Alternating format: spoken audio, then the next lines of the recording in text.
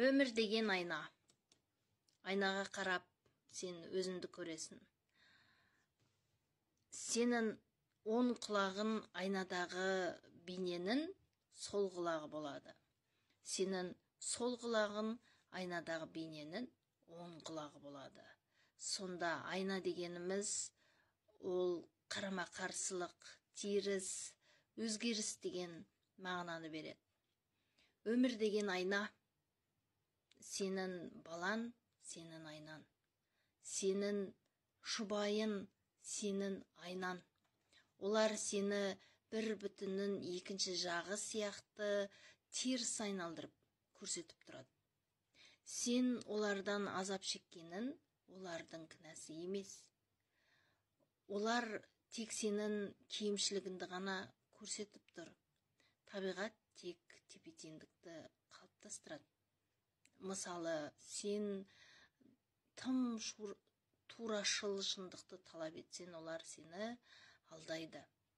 Сен ол ұнамайтын жағын дұрыстамай, өзінің жағынды дұрыстап, өзіне көмектес. Өмір деген айна. Сен нені сезесің, нені ойлайсың, соны көресің.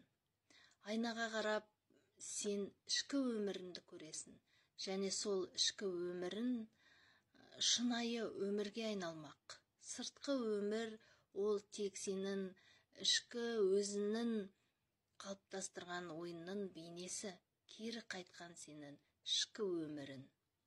Сен өзіне сенбесең, әлем саған сенбейді. Бұл тартылыс заңы.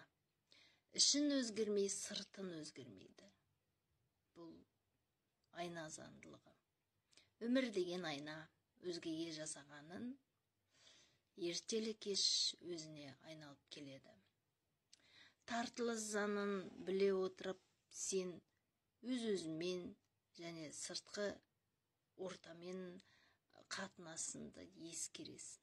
Ол үшін өзіңмен, сөзіңмен және ойынмен күресе білуің керек.